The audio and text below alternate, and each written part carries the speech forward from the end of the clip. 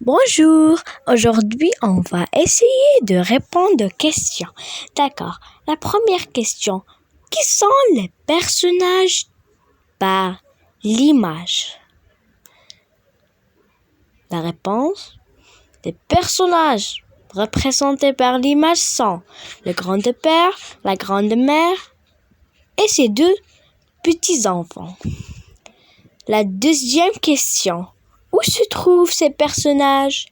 Ces personnages se trouvent à la maison, dans le salon. Troisième question. Que font-ils?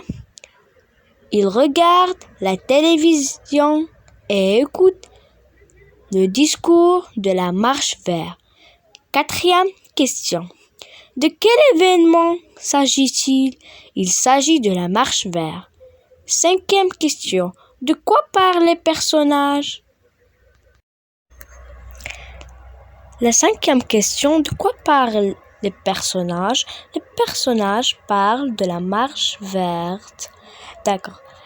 Sixième question. Que disent-ils à ton avis? Ils se souviennent de la marche verte qu'il était le 6 novembre 1975.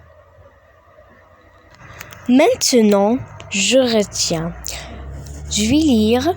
Pour raconter un événement vécu, j'utilise des indicateurs des lieux, des indicateurs de temps, des connecteurs, le temps du récit, comme derrière, au milieu de, au premier plan, à côté de, à droite, en haut, sous, au-dessus, de, contre, au fond, devant, dans, en dessous. Des indicateurs de temps.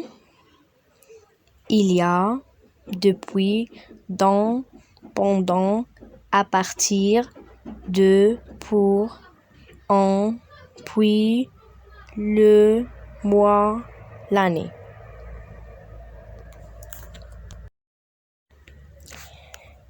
Des connecteurs avant, auparavant, d'abord, ce jour-là, puis, alors, en même temps, plus tard, le lendemain, après, en.